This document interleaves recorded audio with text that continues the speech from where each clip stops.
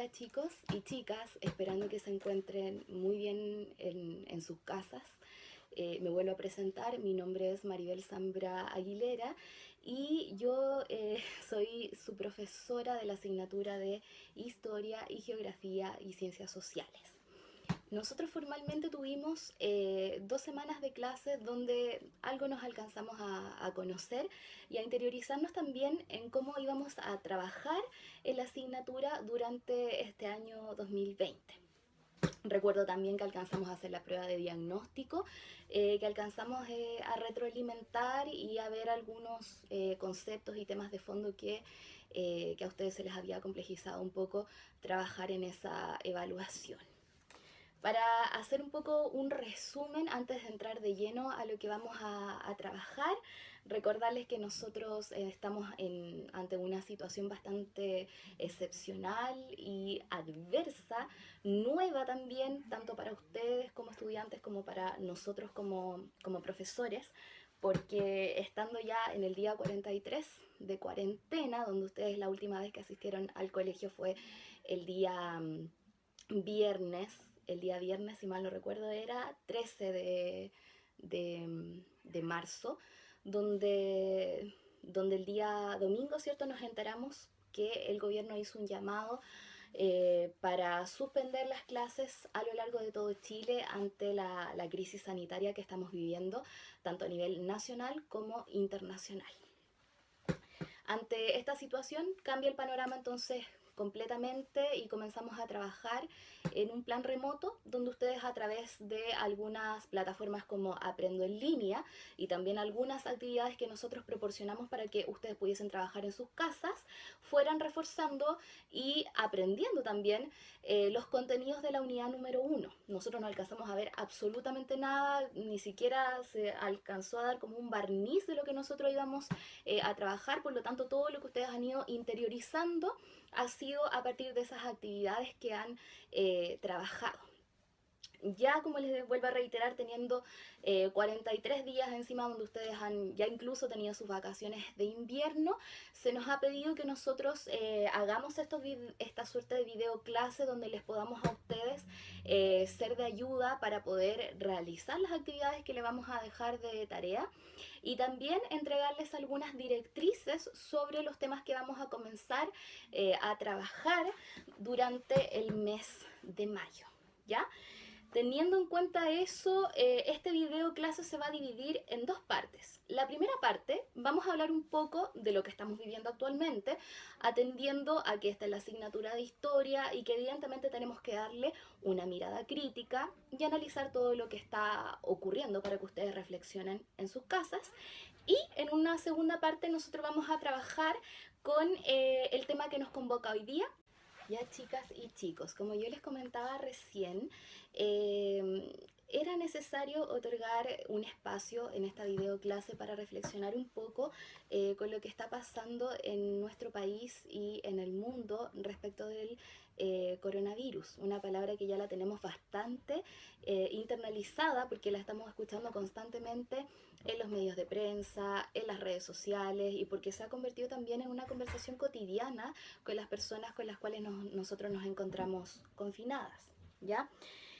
Comentarle que las pandemias no son nuevas, digamos, en la historia. Ya desde la época de los romanos hubo algunas pestes que mataron a gran parte de la población y si seguimos avanzando en esta línea de tiempo de lo que son estas grandes pestes o enfermedades, nos vamos a encontrar con la peste negra, por ejemplo, en la Edad Media, que casi devastó a Europa completa, matando 25 millones de personas. Y si seguimos avanzando nos vamos a encontrar con otras, como por ejemplo la gripe española, nos vamos a encontrar con el SIDA, nos vamos a encontrar también con enfermedades recientes de las cuales tenemos un poco de conocimiento, que es como por ejemplo el ébola, la gripe porcina y en este caso la pandemia del coronavirus, que ya lleva alrededor de 2 millones de muertos a lo largo del mundo. Comentarles que la palabra pandemia, para los que no tienen, digamos, conocimiento como tal de qué significa, es una palabra de origen griego que significa pan, significa todos, y demia, que ahí está conectada con la palabra demos, significa pueblo, que quiere decir que la pandemia finalmente afecta a todo el pueblo, y es una palabra que guarda relación con la civilización griega porque ese vocablo se origina puntualmente en esa civilización. Desde mi visión personal como profesora, yo creo que el coronavirus ha sido bastante potente en el sentido que quebranta un poco las relaciones humanas. Por ejemplo, en el tema del distanciamiento social. No tenemos que olvidar que nosotros los seres humanos o el hombre en sí eh, es un animal gregario, que quiere decir es un animal que tiende a agruparse, a vivir con otros, por lo tanto el distanciamiento social es bastante difícil muchas veces de aplicar porque nos saca de nuestra vida cotidiana y se alteran también nuestras relaciones sociales, incluso estando adentro de una casa donde obviamente tenemos que mantener una cierta distancia, ya quizás no estamos, no tenemos un trato a lo mejor tan afectivo con nuestros parientes, con las personas que viven en nuestra casa. Por lo tanto, hemos tenido que estar distanciadas. Ahí se quiebra una base fundamental de lo que son las relaciones, ¿cierto? Sociales, personales, la vida en comunidad, donde la gente tiene que actuar de manera responsable, ¿cierto? Para poder evitar contagiarse.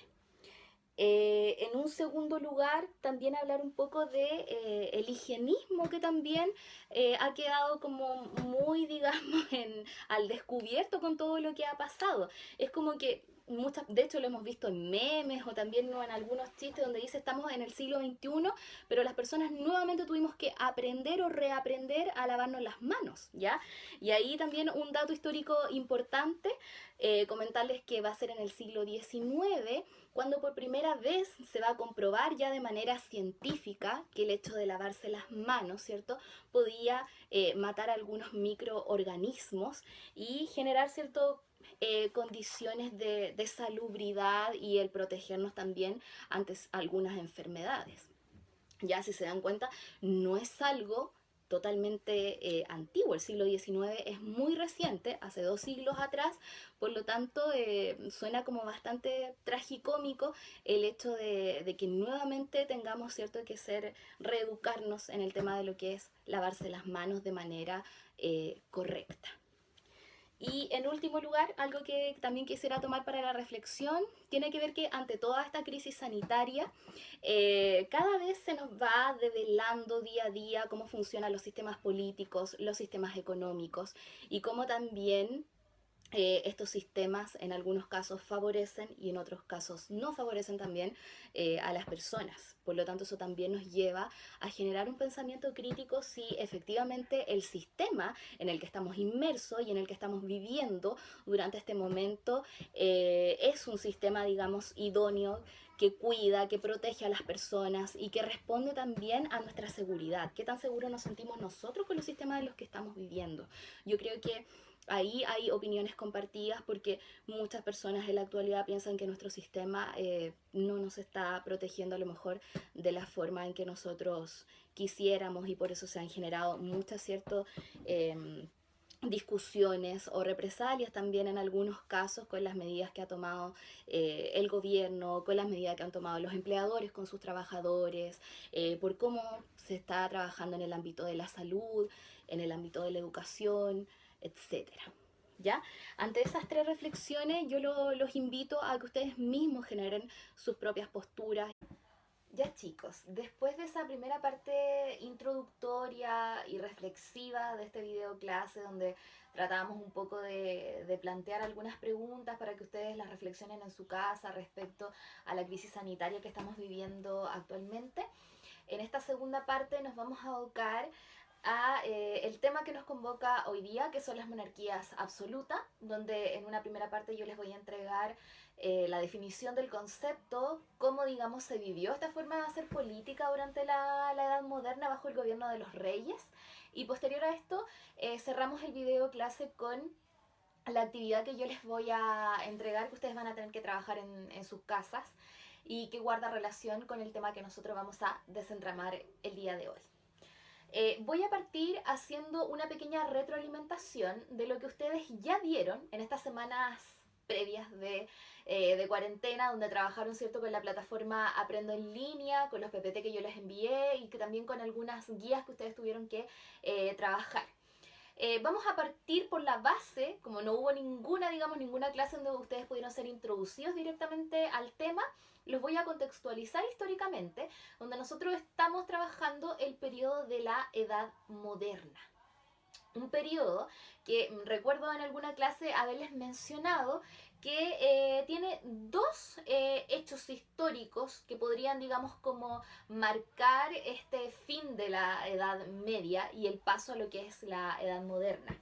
En primera instancia sería en el año 1453, cuando cae el Imperio Romano de Oriente. Recuerden que esa parte del imperio que había sobrevivido, digamos, a esta crisis, logra finalmente ser tomado por el imperio turco. ¿Ya? Y es ahí donde ya marcaría el fin de lo que es, ¿cierto?, el imperio romano. Eso por una parte. Algunos historiadores también señalan que otro de los hechos que marcaría el inicio de la Edad Moderna sería en 1492, cuando los españoles llegan acá a América y se encuentran, ¿cierto?, con nosotros. No quiero decir que nos descubren, porque yo siempre he dicho que ese término a mí no me parece. Se encuentran con nosotros, ya con nuestras civilizaciones, con nuestros pueblos originarios, y se inicia un proceso de conquista y a la vez también de colonización. Esos dos hechos entonces serían, digamos, el inicio, de acuerdo a algunas visiones, del periodo de la Edad Moderna. ¿Con qué termina la Edad Moderna? Termina con una importante revolución, que es una revolución de corte social y de corte político también, que es la famosa Revolución Francesa, que va a poner fin a la época moderna y que va a dar inicio al periodo contemporáneo. Me acuerdo que en la primera clase, cuando yo les introducía al tema, les partí diciendo que la Edad Moderna es un periodo sumamente exquisito de estudiar porque ha generado grandes cambios en todos los ámbitos. ¿Ya? De hecho, siempre se lo tiende a comparar con el periodo de la Edad Media, que el año pasado cuando lo trabajamos, vimos y leímos varias visiones al respecto, donde discutíamos sobre si efectivamente la Edad Media había sido un periodo tan oscuro como muchos historiadores lo describían. Y llegamos a la conclusión que no, porque la Edad Media sin dudas que nos hizo grandes aportes y puede ser considerada también como una base importantísima para todo lo que va a ocurrir en la Edad Moderna, para todos los cambios que se vienen. La Edad Moderna en sí es una edad que está centrada netamente en la figura del hombre. ¿Qué quiere decir? Desde ahí emana el concepto de lo que es el antropocentrismo, el hombre como centro del universo. ¿Qué quiere decir? Ahí se genera como una diferencia con lo que es el periodo medieval, donde el centro de la vida en la Edad Media estaba condicionada por Dios. Y desde ahí, ¿cierto?, emana el concepto que es teocentrismo, de que Dios es el centro del mundo, y que me acuerdo que les pedí incluso que lo representaran con dos dibujos. El concepto entonces de antropocentrismo, donde el hombre y su mente y la razón, digamos, y la capacidad de pensar y de crear se va a tomar, digamos, la edad moderna desde muchos sentidos, nos lleva entonces a generar estos grandes cambios que nosotros tenemos que trabajar. En primera instancia, trabajamos con algunos cambios artísticos, como por ejemplo el Renacimiento. Y vimos que hay cambios en la manera, ¿cierto?, como el hombre empieza a pintar, en la forma en cómo empieza a crear estas esculturas, en la arquitectura, en lo que empieza a escribir, incluso se empieza a notar este fuerte protagonismo que va a tener la figura del ser humano durante la Edad Moderna. Para el caso de lo que vamos a estudiar el día de hoy, tiene que ver con la forma en cómo se hizo política durante el periodo de la Edad Moderna, donde la política giró en torno a la figura de los reyes. Y desde ahí proviene el término que yo tengo acá anotado en la pizarra, que es el absolutismo. El absolutismo es digamos, en palabras simples, un sistema de gobierno donde el poder absoluto se concentra en la figura del rey. Y cuando hablamos de que el rey concentra el poder absoluto, estamos hablando de que no existe, por ejemplo, la división de los poderes como nosotros los tenemos en nuestro país, como sería, por ejemplo, el poder ejecutivo, legislativo, judicial, poder religioso. Eso no existía. Todo el poder estaba concentrado en la figura del rey. Cuestión que generó bastantes problemas en su momento y que va incluso a llevar a desencadenar importantes revoluciones como la Revolución Francesa. ¿Qué quiere decir? El rey era dueño y señor de hacer finalmente lo que él quisiera sin tomar muchas veces en consideración lo que podía, ¿cierto?, importarle al pueblo o finalmente las necesidades que pudiesen tener las personas. ¿Ya?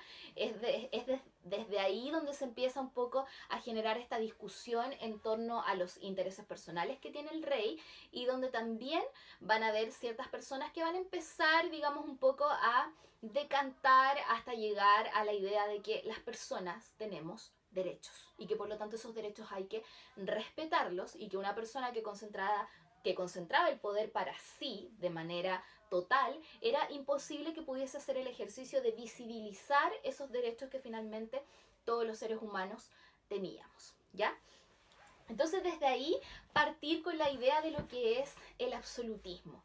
Siempre cuando escuchamos hablar un poco de lo que significa ser un rey, se nos vienen a la palabra, se nos vienen a la mente varios conceptos como por ejemplo el tema de que el rey siempre tiene como un buen vivir, como que muy difícilmente un rey iba a vivir en austeridad porque el rey siempre, cierto, tiene corona, vive principalmente en un castillo, esas son como las imágenes que se nos vienen a la mente cuando escuchamos la palabra rey.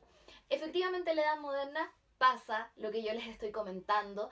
El rey se sirve, ¿cierto?, de lo que es la economía y vive de manera simplemente majestuosa, que después ustedes lo van a poder indagar más en profundidad en el texto que yo les voy a dejar para que ustedes lean, ¿ya?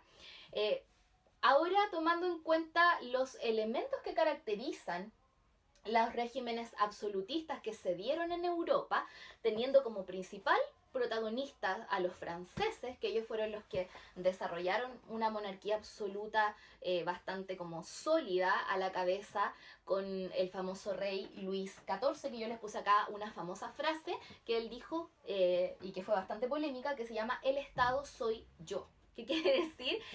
Cuando una persona dice el Estado soy yo, eso refleja finalmente la cantidad de poder que puede tener esa persona. Nosotros actualmente estando en el siglo XXI, viviendo en países que son de tipo democráticos y republicanos, sabemos que el Estado es la construcción de una serie de cosas, incluyendo incluso el territorio en el donde vivimos, la cultura que nosotros generamos, las autoridades que nos gobiernan, nosotros como una población humana que damos paso a la creación de lo que es la nación. Ya el Estado se compone de varios elementos, por lo tanto que una persona en ese momento dijera el Estado soy yo, obviamente que se estaba poniendo por encima de un montón de cosas que finalmente lo dejaban a él en la máxima superioridad, ¿ya? Acá tenemos entonces los tres fundamentos o la base en las cuales se sustenta las monarquías absolutas. La primera de ellas tiene que ver con el poder soberano. ¿Qué quiere decir? El poder soberano reside en la figura del rey, tal como yo se los comentaba recién. Todas las decisiones pasan por él, ¿ya? ¿Qué quiere decir? A pesar de que él se apoya en algunos, digamos, como personas que trabajan para él, ya que pasan a ser como los burócratas o el equipo que finalmente le brinda a él algún tipo de apoyo, o también el ejército que en este caso tiende a proteger y a defender el territorio de su reino, finalmente es el rey el que tiene que tomar todas las decisiones porque él concentra el poder absoluto. ¿Ya? Por lo tanto, si hay que tomar una decisión a nivel política, a nivel económico, a nivel cultural, a nivel religioso, es el rey el que siempre va a tener la última palabra. No hay espacio para lo que conocemos actualmente como soberanía popular, que quiere decir que nosotros, en nuestros sistemas democráticos, podemos, ¿cierto?, tenemos la facultad de poder tomar algunas decisiones, delegar algunas responsabilidades o elegir a nuestros representantes. ¿Ya?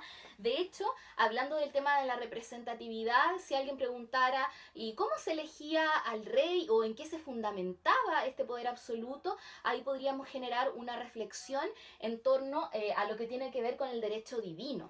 En este tiempo, en el tiempo de la Edad Moderna, los reyes establecieron una alianza conjunta con el poder religioso.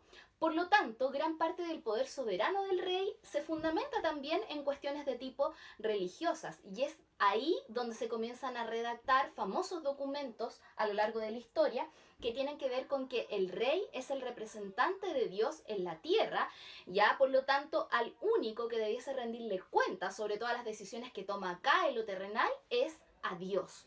¿Por qué? Porque Dios lo ha elegido a él para ser rey.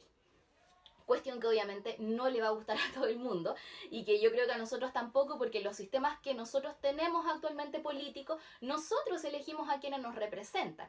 En este caso era Dios el que finalmente elegía a este rey. Ya este rey que obviamente tenía, tal como lo mencionamos anteriormente, un poder soberano, que venía de una familia, cierto, distinguida, que tenía una buena posición social, por lo cual él tenía la facultad también de poder heredar a otro miembro de su familia este poder que era de carácter vitalicio y hereditario. ¿Ya? Entonces, para señalar eso de que la importancia que tiene finalmente la religión en el afianzar este tipo de sistema político. Después, cuando se comiencen a desarrollar las ideas ilustradas y cuando aparezcan finalmente estas personas que van a cuestionar estas ideas, una de las ideas que se va a poner en entredicho va a ser la teoría del derecho divino. ¿Cómo podemos finalmente, de manera empírica, que quiere decir a través de la experiencia, poder finalmente corroborar de que Dios eligió a ese rey? Muchas cosas se ponen entonces en tela de juicio y se pasa a cuestionar la base desde donde emana el poder del rey. Y por último, tenemos un concepto que es necesario que ustedes lo comiencen ya a trabajar, que lo comencemos a representar con dibujos y que comencemos, digamos, como a acercarnos a él, porque es un concepto que va a marcar finalmente la edad moderna y también la edad contemporánea en el ámbito político, que es el concepto de Estado. ¿Ya? El concepto de Estado nace durante la época de las primeras civilizaciones con las primeras ciudades-estado, pero se comienza ya a formalizar como tal durante el periodo de la Edad Moderna. ¿Ya? En el trabajo que ustedes van a tener que realizar, también va a haber un ejercicio donde van a tener que identificar los elementos que forman parte del Estado moderno. ¿Ya? Es así entonces conjugando estos tres elementos que yo acabo de mencionar, donde se da la principal base de lo que es el Estado absolutista, que tal como yo les comentaba recién, fueron regímenes o sistemas de gobierno que se dieron principalmente en la época moderna y en Europa, principalmente con países como Francia, países como España también, Inglaterra, que también tuvo una monarquía, pero donde ellos se salen, digamos, como de la línea y no tienen una monarquía absoluta y logran consolidar una monarquía de tipo parlamentaria, que eso lo vamos a revisar en la próxima clase cuando ustedes ya tengan un poco más interiorizado lo que significa tener una monarquía de tipo absoluta. Para ir finalizando esta primera videoclase, voy a pasar a explicarles la actividad que ustedes van a tener que hacer, donde van a tener que aplicar, digamos, lo que acabamos de conversar referente a las bases o las características en las que se sustentan las monarquías absolutas. Yo les voy a dejar una guía de lectura con la rutina diaria que hacía el rey Luis XIV de Francia, ¿ya? Desde que abre los ojos en la mañana hasta que se va a acostar durante la noche, ¿ya? Ustedes van a tener que entonces ahí leer sobre las actividades que él realizaba de manera diaria y cómo esas actividades finalmente proyectan el poder absoluto que ellos concentran como reyes. Ya es bastante interesante de leer porque se van a poder dar cuenta que hay muchas cosas que resultan casi irrisorias, pero que tienen mucho de sentido porque finalmente estamos hablando de la vida de un monarca absoluto.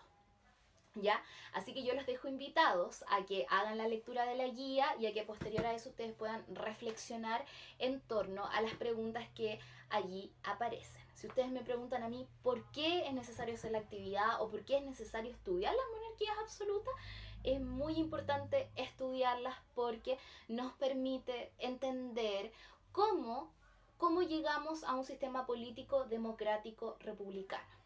Estos monarcas absolutos son los que van a empezar a pavimentar este camino que va a terminar en un descontento generalizado, donde lo que se va a buscar es acabar con el gobierno de los reyes. Que estén muy bien y nos vemos en una próxima videoclase.